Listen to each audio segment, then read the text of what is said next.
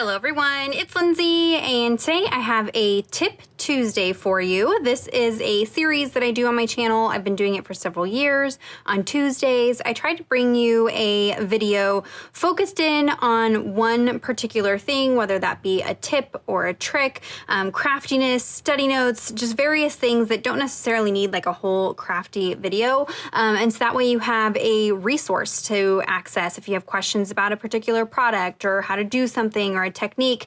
And so that's kind of why I started these Tip Tuesdays.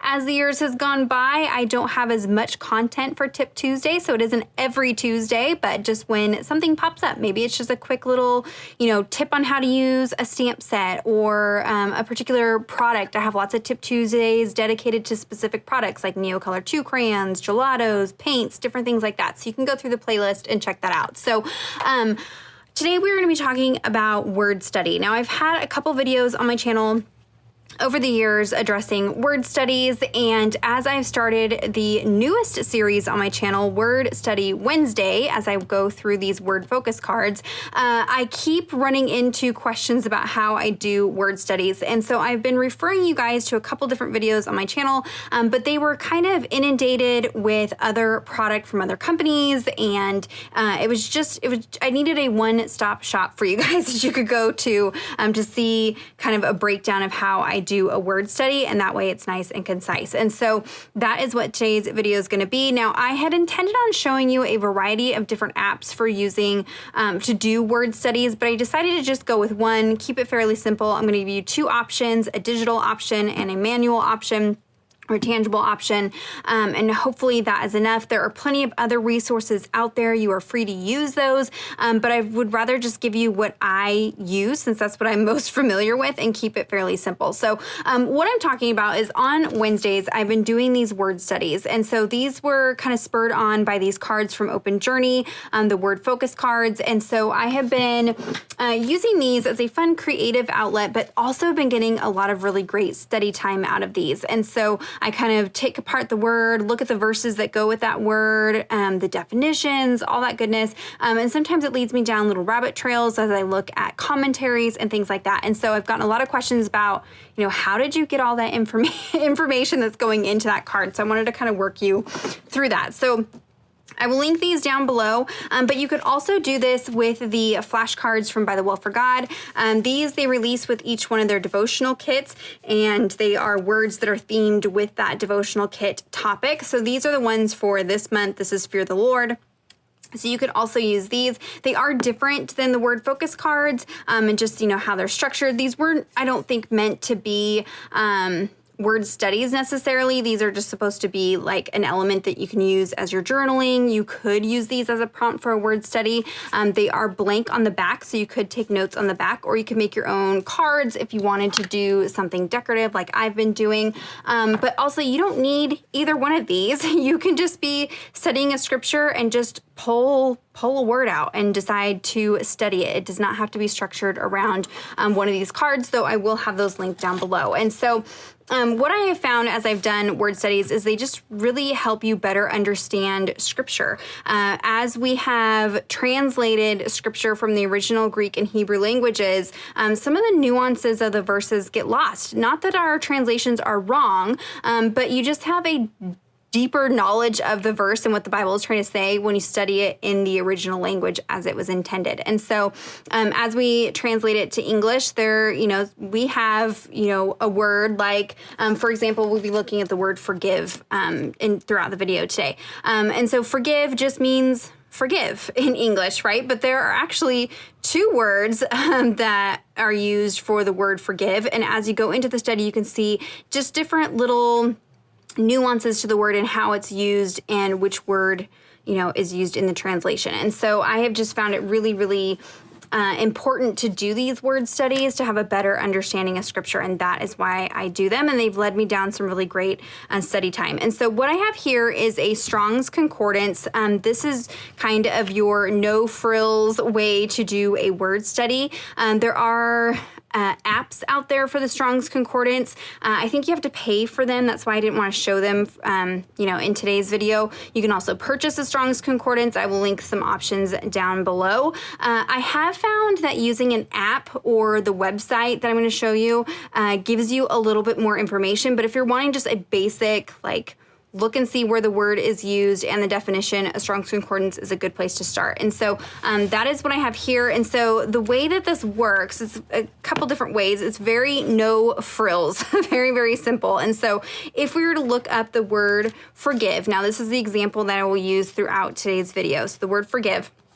If we look that up in the Strong's Concordance, you'll find it here, and it's going to give you a list of all the places in the Bible where that word forgive shows up. Now, the Strong's Concordance is based off of the King James Version of the Bible, and so you'll kind of see that as I jump over to the app. And so, again, translations might use different words depending on what translation you use, but the Strong's Concordance is based off the King James Version, and I'll kind of show you another little fact about that. But so it's going to give you a list of all the verses where that word forgive shows up. And then what you're going to see over here in this column are these numbers. And so this number is the Strong's Concordance number. And so what they did was they went ahead and went through the entire King James Version Bible and assigned a number to every word in that Bible. In that version, King James Version, they assigned a number to every single word. And so that is what this number is. So,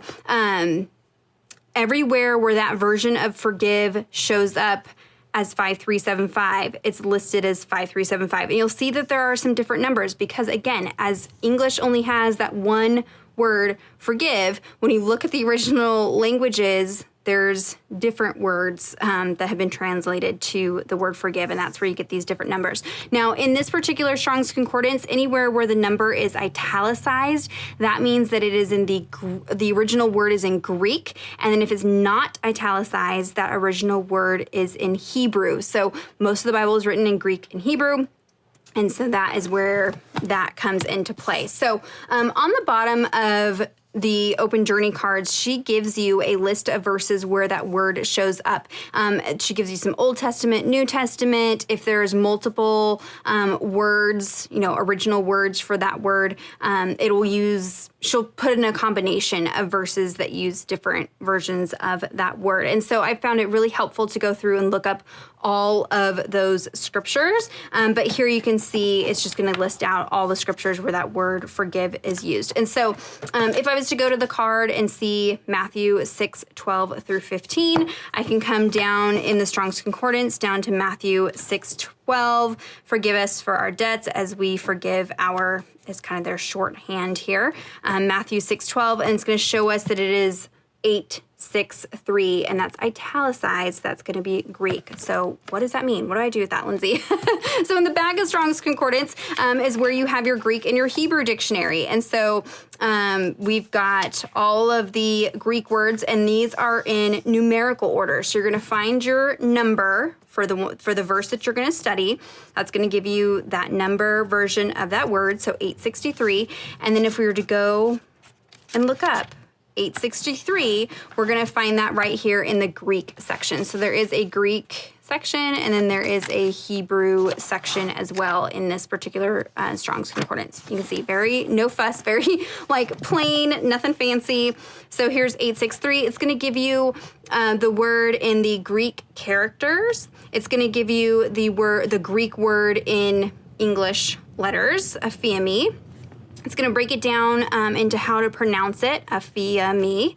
If it's a word that's been created by combining multiple words, it's going to tell you what those root words are. So in this instance, it's from the root word 575. So you could go and do a whole nother word study, look up number 575, not italicized. That's going to be in the Hebrew version. All of those details are in the front of your Strong's Concordance. So each one might be a little bit different depending on the version that you get, but make sure you pay attention to the front here, and it'll give you some instructions on how to use a Strong's Concordance. I find this a lot chunkier than using the app, so we'll get to the app if that's a little bit easier for you guys. But then it's going to give you just a basic definition of the word, and then that's it. No frills. That's what you get. You get that list of verses where that word shows up. You can go and look up the word. It's going to give you how it's written out in the Greek or Hebrew, how to pronounce it, the definition, any root words. That's really all you're going to get out of the Strong's Concordance. But if you prefer to work out of a book than work with something digital, this is a resource that you can utilize for those word studies. But I like to go a little bit deeper, and that is where I like to use an app. Now, the app that I mentioned quite a bit in my videos is the Blue Letter Bible app. That is this little icon here with the Bible and a little computer screen. If you go to the Blue Letter Bible website, I will have it linked down below. You can access all the same things from the website. And so this is a free app, and this app is just jam-packed full of resources. I use this so much. I've got it on my phone, on my iPad. This is just my go-to. Even when I'm in church sometimes, I'll pull this up real quick and look at commentaries and word studies and things like that. There's just so many different resources you can access in the Blue Letter Bible app. So it's just a standard Bible. You can just read from here if you want to. Up at the top here. Now, this is going to be the version that's current in 2021. Some of my older videos used older versions of this app, and so the icons and things are in different places. So this may be a little bit different from those past videos, but up at the top here, if you just tap where it has the book name, here is where you can search the book that you want to go to. You've got Old Testament, New Testament, so just kind of like the YouVersion Bible app, kind of similar to some of those other Bible apps. You can go ahead and search out the book, and then you're going to go the chapter that you're looking for, and then it'll pull up that chapter. You do have access to a variety of different Bible translations, so if you tap on Bibles, this is going to pull up a list of all the different I have installed Bibles, but you can have access to a variety of different Bibles in here as well. You can kind of explore that. I'm not going to go into too much detail as far as all that you can do with this app. We're just going at it from a word study kind of focus. So I like to use the NASB translation, but like I said, the Strong's Concordance does use the King James Version, so you may want to use that just for simplicity's sake as you are doing your study. But you're going to go ahead and pick your verse. I'm going with Matthew 6:12-15. So if I come down here, you see Matthew 6:12. And forgive us our debts as we also have forgiven our debtors. Now, to do a word study, this is very, very simple to do. You're just going to tap on the verse, and it's going to pull up this menu for you. And this is where all the fun begins. So interlinear concordance, this is where your Strong's Concordance information is going to come from. And so if we tap on that, this is going to pull up this kind of confusing table. At first, you're just like, whoa, this is a lot going on. I can't read Greek. Don't worry. What you're going to do here is come on down and find the word that you're studying. So it's broken apart, that verse, into each individual word, and it's going to show you the Strong's Concordance number for each one of those words. The way that is listed here is with a G and then the number, or an H and the number. And so that's going to be G for Greek, H for Hebrew. So I like to just denote that as I am doing my word study. She does have it down here for you. It'll be Greek or Hebrew is written down there for you. If you like to keep track of that. So for the word forgive, on this, you're going to see you have the Greek word. You've got your Strong's Concordance number, the English word, and you can also hear the word pronounced for you. So if you tap on this. Strong's G, 863. Afia me. Afia me. So he goes ahead and says the Greek or Hebrew word, and so you know how to pronounce it, which is really nice. But let's say we want to go ahead and dive in and study this word. So we're actually going to tap on the Strong's Concordance number, and that's going to take us to this page here. And so basically this is similar to the information that you get in the Strong's Concordance book, but it's just a little bit easier to read, and it has a lot more information. So starting up at the top, you have the transliteration. This is so here we have the word written in the Greek letters. Here we have the Greek word written in English letters. Again, you can also hear it translated there for you. You have the pronunciation, so it's broken down and how to pronounce it. Part of speech, root words, so if it's multiple words combined together to create this word, it's going to give you those here as well, so you could do a separate word study. Not quite sure what this reference number is there. Like I said, I don't utilize every single aspect of this app, and I haven't looked up any tutorials. I'm just kind of showing you how I go through my studies and where I pull my information out of. So here is then where it's going to break down all the different ways that it's used in the Bible. So that word forgive, G863, these are the different definitions that word uses. So to send away, to send forth, to let go. I thought this was really interesting. So this is actually going to be the word for Word Study Wednesday tomorrow. So on my channel, Word Study Wednesday will be on the word forgive. And so I just don't think of forgive as meaning to send away, to let go, to give up, keep no longer, to permit, to leave. That's just not the definition that I think of. And so that's why it's so fun to do these word studies, because as it's been translated into English, we kind of lose this meaning. And so it kind of gives you a deeper understanding of the verse. So depending on the word, it's going to have various different definitions here for you. Some gives you a lot more information than others. This is where the King James Version comes in. So it's going to give you a King James Version translation count. So this is the number of times that this particular word shows up throughout the entire King James Version Bible, 146 times. This is kind of fun to look at. Sometimes it'll be a word that only shows up once, or only shows up a couple times, only shows up once in the New Testament, once in the Old Testament. And so it's just kind of neat to see those little tidbits. I don't always write down this information unless it's something significant like that. But there you can see how many times it shows up. Also the different ways that it's been translated, different definitions. So leave, forgive, suffer, let. It'll show you how many times throughout the Bible it shows up as that version of the word. Down here you have the Strong's definition. So you kind of have to read through the Greek. So this is more like what it looks like in the physical book is what you're getting in this little Strong's definition area. So you're just getting the definition, the Greek or Hebrew word, how to pronounce it, the root words if those are involved, and so then you just get a basic definition there.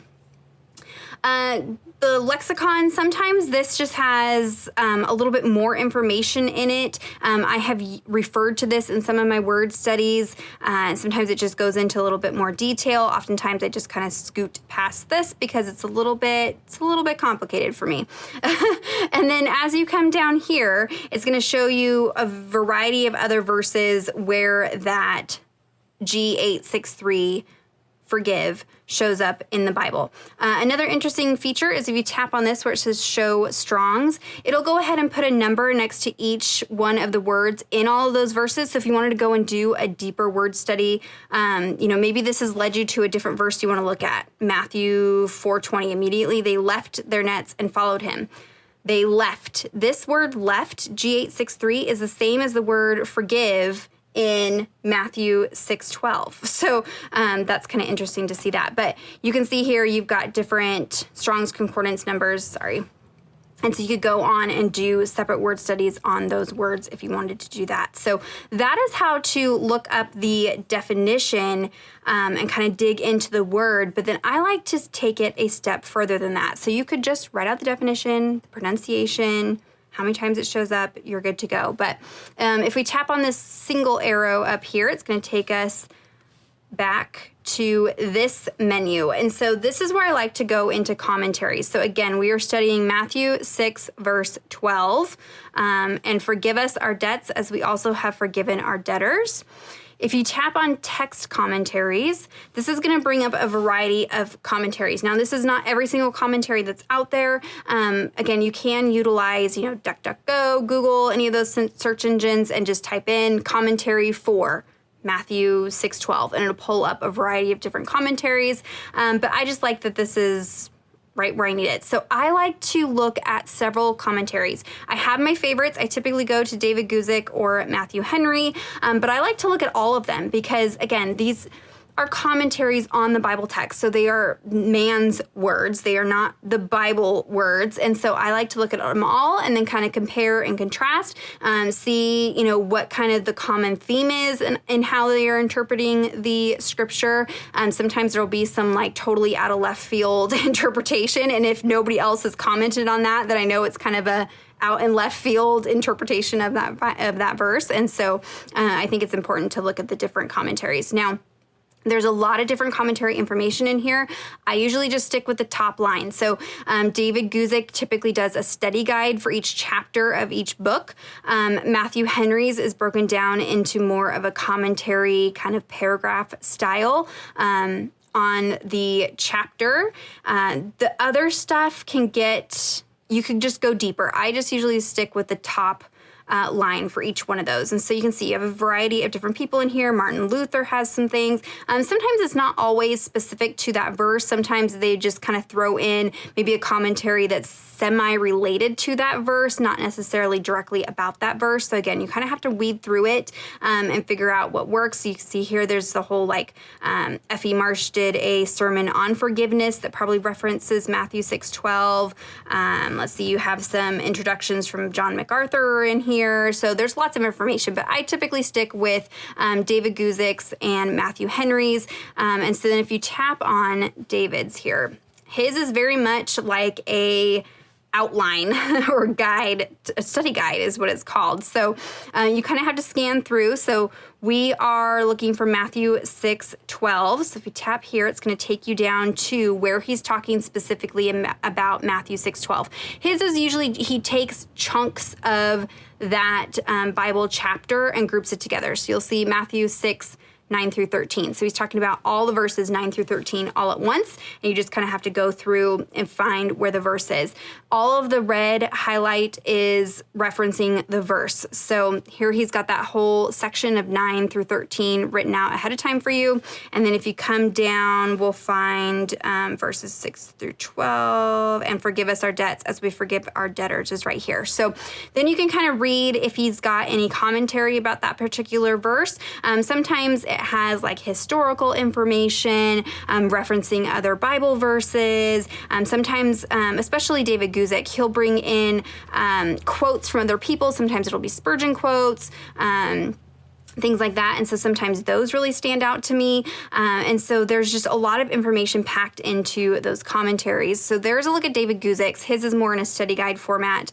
Matthew Henry's, his is just written commentary on it. And so you got to kind of dig through to find Matthew 6. So you see 1-4. We're looking for 12-15. Here's 5-8. So you can see he's got tons of information here. So 9-15, it's going to be in here. And then you just got to kind of skim and scan. His are not red letter. It's italicized for the verse. Thy kingdom done, thy will be done, give us our daily bread, and forgive us our debts as we forgive our debtors. So here we're finding that 6:12-13, and then you can read his commentary about that verse. Sometimes it's like way over my head, and it's not information that I'm going to be able to retain, but especially Matthew Henry, he is much, much older, so you're going to have the thee, thy, it's just written in a different way that's a little bit harder to understand. But those commentaries I like to look at because they're just going to help me have a better understanding of the verse. So again, we're just going to go, let's say we want to look up a different verse. Let's do Psalm 130. So Old Testament, Psalm 130, and then we're going to go to verse 4. But there is forgiveness with you so that you may be revered. So if we go to the interlinear concordance, we'll see if it is the same word. So for this one, it's going to be forgiveness rather than forgive. And you can see it's H5547. So it's different than the G863, right? So it's going to be a different, whole different word study that you could do. You can see here you've got the Hebrew word. Here is the Hebrew word written with English characters. You can hear it pronounced.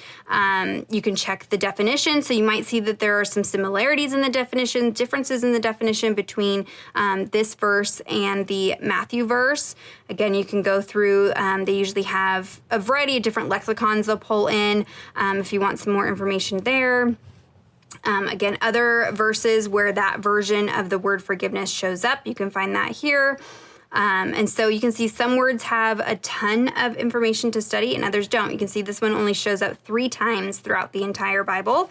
Means pardon, forgiveness, pardon. So this is more going to be that familiar forgiveness type of definition that we're familiar with, right? This idea of to leave or left, I'm really going to be excited to study that tonight for you guys tomorrow. But let's see, if we go back to that verse, we could look up commentaries for Psalm 130 verse 4. So again, you have Matthew Henry has one. And there's some Spurgeon in here. So each verse is going to be different. There is not, it's not going to be the same for each verse. It's pulling different commentaries that are available out there. So then you can go and study that verse. So there is a look at how I use the Blue Letter Bible app or the Strong's Concordance to do a word study. You can access the Blue Letter Bible app on their website. I will link that down below if that's easier for you to sit at a desktop computer. All the same resources are there rather than tapping or clicking. Icons might be in different places, but you can still access all the same information on the website that you can in the app. But this app is free, and you can use it just as a regular Bible app as well. You can just read from here if you want to do that. So there's a variety of other different resources in here. You can highlight, you can take notes, you can bookmark things. Get in there. You can't break the app. So get in there and explore and play. So there's a look at how I do my word studies. Very simplified, hopefully. Gives you a breakdown of how I get all that information that I pull for those videos. If you have any questions or comments, be sure to leave those down below. Check out the description box to links to everything that I talked about today. Give this video a thumbs up if it was helpful. Subscribe to my channel if you're not already subscribed. And until next time, thank you so much. Bye-bye.